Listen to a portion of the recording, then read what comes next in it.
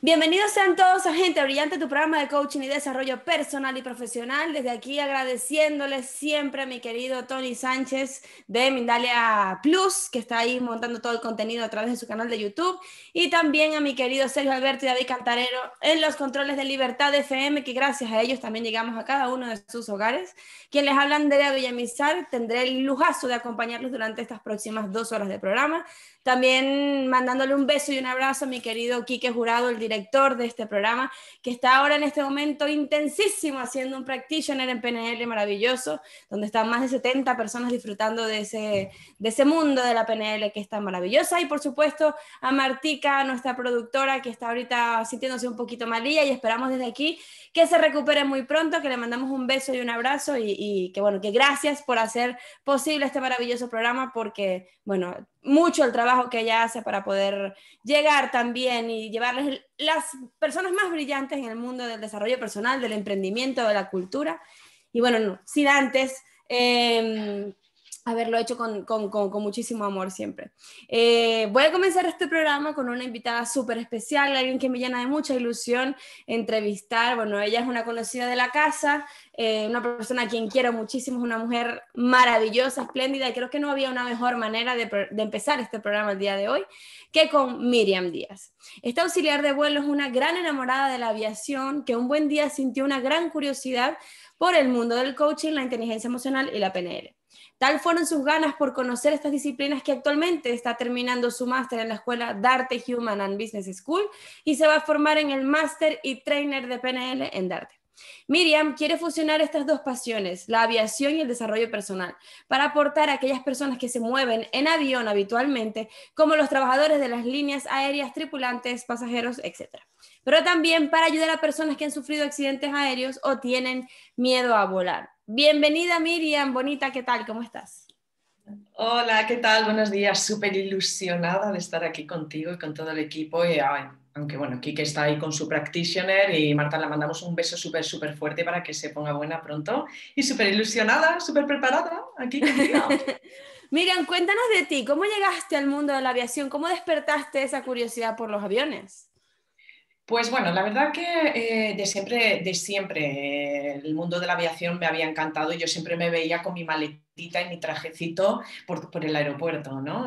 Siempre he tenido esa gran ilusión por volar y bueno, pues como quería hacerlo, pues luché por ello, lo conseguí. Y bueno, actualmente estoy de baja médica, bueno, que los vuelos ahora, como todo, está un poquito parado temporalmente. La verdad que tengo un problema en la columna que ahora mismo me impide incorporarme a volar, pero eso no quiere decir que esté desvinculada al mundo de la aviación.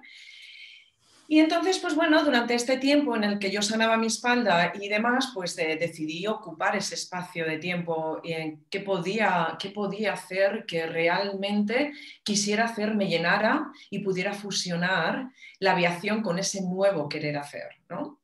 Entonces, pues bueno, por recomendaciones de una compañera de vuelo que cursó en Darte su máster, me dijo, te aconsejo totalmente esto. Ella lo hizo a modo personal, pero yo sí que quería un poco pues enseñar a los demás cómo poder fusionar estos dos mundos tan interesantes. Y eso fue más o menos lo que hice, fusionarlo y ahí Wow. estoy.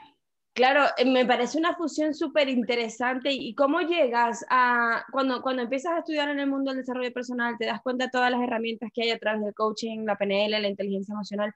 ¿Cómo llegas a ese momento de darte cuenta, de decir, esto sería genial poderlo poner al servicio del mundo de la aviación? ¿Y por qué se te despierta esa curiosidad?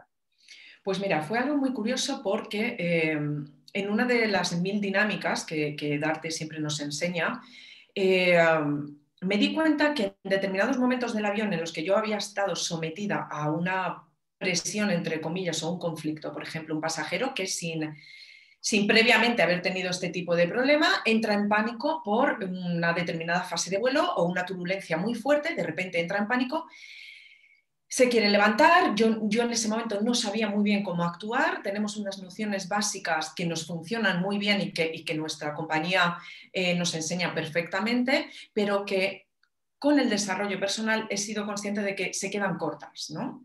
¿Por qué? Porque cuando yo he ido aprendiendo, digo, pues si yo hubiera sabido esto en ese momento, hubiera intentado relajar a ese pasajero, intentar ayudar a mi equipo restante, a la tripulación restante, porque nos quedamos un poco en shock, porque tenemos que organizar el equipo, ¿no? Para evitar un conflicto mayor. Y ahí fue cuando dije, ¿por qué no enseñar todo lo que yo estoy aprendiendo para esos casos? Ya no solamente para conflictos, también a modo de tripulantes, Andrea, es muy importante. Nosotros siempre nos cuesta mucho trabajar lo que es lo personal y lo laboral, porque no, emocionalmente nos separamos, ¿vale? Entonces, pues bueno, también hay unas técnicas maravillosas y unas herramientas que podemos utilizar en casa, de camino al aeropuerto, cuando vamos conduciendo, ir pensando, respirando, visualizar el día de otra forma.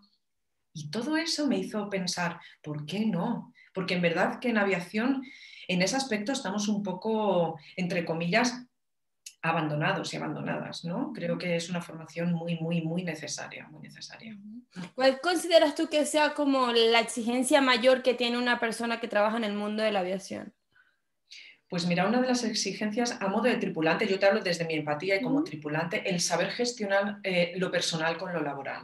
Ese cansancio físico que continuamente nos produce una fatiga, ¿no? y evita el poder ir con tu pareja, con tu amigo, con tal. Cuando terminas de volar es como estoy muy cansada, quiero desconectar, tengo las horas justas para poder desconectar, descansar, etc. Bueno, pues tomarlo de otra forma, que no sea una semana de trabajo tan tensa que no tengamos ojos o visión para otra cosa, ¿no? Intentar ahí, y luego en el avión, Andrea, en el avión muchas veces tenemos conflictos que porque realmente los sacamos por nuestra empatía y nuestra experiencia día a día de trabajar con mucho público, pero no tenemos una formación 100% efectiva para controlar, por ejemplo, un pánico o una posible discusión que ves que va más, ¿no? Que va a más, vamos a relajar el ambiente, vamos a relajarnos nosotros para poder enfrentarnos a ese conflicto mejor. Claro, esto que comentas es muy interesante, te lo digo porque, bueno, mi primer ataque de pánico, lamentablemente, lo digo así, fue en un avión.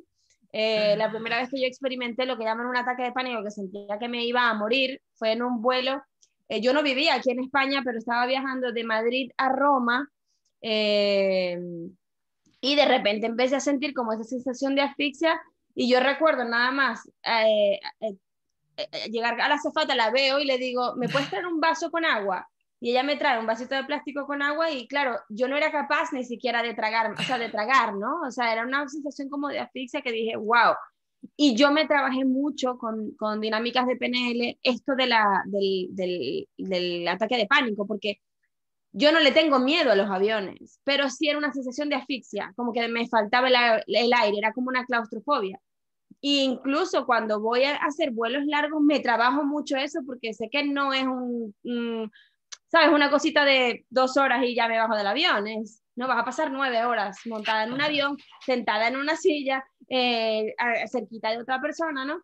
Y me parece súper interesante porque, claro, yo no lo comenté en su momento porque yo decía, es que no sé ni siquiera qué me está pasando, ¿no? No sé ni siquiera a nivel físico qué es lo que está sucediendo. Y, y qué tranquilidad y qué seguridad y qué confianza le daría a uno como pasajero el hecho de saber de que la tripulación está preparada para este tipo de situaciones, porque fíjate que no era algo, o sea, no era una situación del avión en sí, era una situación mía personal. Y claro, con ese tipo de recursos, uno va como más tranquilo, ¿no? Porque sabes que te vas a sentir como apoyado, sobre todo porque conozco muchas personas a raíz de que comenté esto, que ya ahora ni siquiera viajan, que ya se limitan a viajar, que no hacen vuelos largos, que viajan más en carretera porque dicen que es más fácil para ellos gestionar el tema de la carretera que en un avión, ¿no?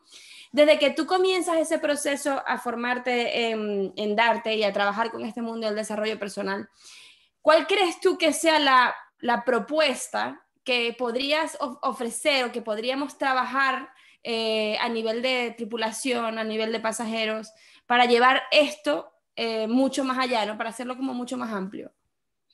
Pues mira, yo al principio cuando empecé con este tema del desarrollo personal, de mi proyecto y demás, al principio me iba a basar mucho o iba a enfocarme mucho solamente en lo que eran los tripulantes, pero luego fui consciente de No, en este caso, como la experiencia que tú has contado, Andrea, ya no es solamente cómo vamos a actuar la tripulación para ayudarte en ese momento, pero también tenemos un punto a tener que pensar en, por ejemplo, hay determinadas fases que por nuestra seguridad no podemos levantarnos. Y si entras en pánico en ese momento en el cual yo físicamente o verbalmente no puedo ayudarte, ¿por qué no planificar una serie de herramientas y de módulos y de talleres previos que tú incluso antes de despegar tú en tu asiento puedas ir trabajánndute?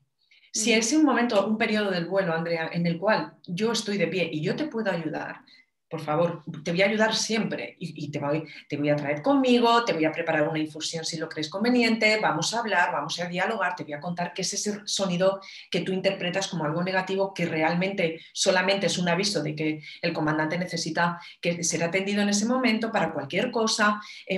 Un poco de información al respecto. Pero ¿qué ocurre en esos momentos, Andrea, que yo no te puedo ayudar porque no puedo levantarme por mi propia seguridad?